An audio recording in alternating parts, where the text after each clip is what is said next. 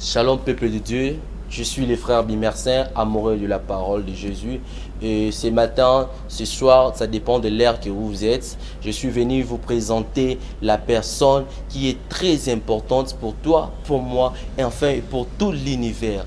Nous allons le voir dans Genèse, il est la sémence de la femme. Dans Exode, il est l'agneau pascal. Dans Lévitique, il est le grand prêtre. Dans Nombre, il est les colons de nu et les colons de fées. Dans Deutéronome, il est les prophètes comme Moïse. Dans Josué, il est le capitaine de notre salut. Dans Juste, il est le juste fidèle et sincère. Dans Rite, il est notre Boaz. Dans 1 Samuel, 2 Samuel, il est le prophète digne de confiance. Dans 1 roi, 2 rois, 1 chronique, 2 chroniques, il est notre roi qui règne vraiment. Dans Esdras, il est le scribe fidèle. Dans Néhémie, il est le reconstructeur de Myre. Dans Esther, il est notre Mardoché. Dans Job, l'Éternel est mon rédempteur. Dans Psaume, l'Éternel est mon berger, je ne manquerai de rien. Dans Proverbes et Ecclésiaste, il est notre sagesse. Dans Cantique des Cantiques, il est l'amoureux de l'époux.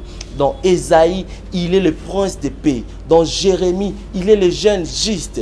Dans Lamentation, il est le prophète qui plaire. Dans Ézéchiel, il est l'homme aux 4 visages. Dans Daniel, il est la 4e personne à la fournaise ardente. Dans Osée, il est le mari fidèle.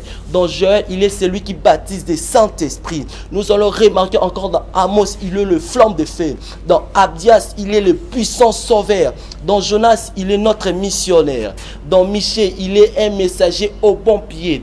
Dans Naoum, il est l'évangile des élus. Dans Habakkuk, il est toujours là en son poste.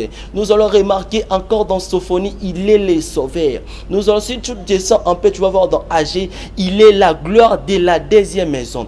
Dans Zacharie, il est la fontaine. Dans Malachie, il est le soleil de la justice. Mais qui est ces personnes? Regardez très bien. Dans Matthieu, il est le Messie. Dans Marc, il est le faiseur de miracles. Dans Luc, il est le Fils de l'homme. Dans Jean, il est Dieu. Dans Actes des Apôtres, il est le Saint-Esprit. Dans Romains, il est notre justice. Dans les épîtres des Corinthiens, il est notre sanctification. Dans Galates, il est celui qui nous a délivrés de la malédiction de la loi. Dans Éphésiens, il est le Christ des richesses infinies. Dans Philippiens, il est celui qui pourvoit toujours à nos besoins. Dans Colossiens, il est la plénitude de la divinité.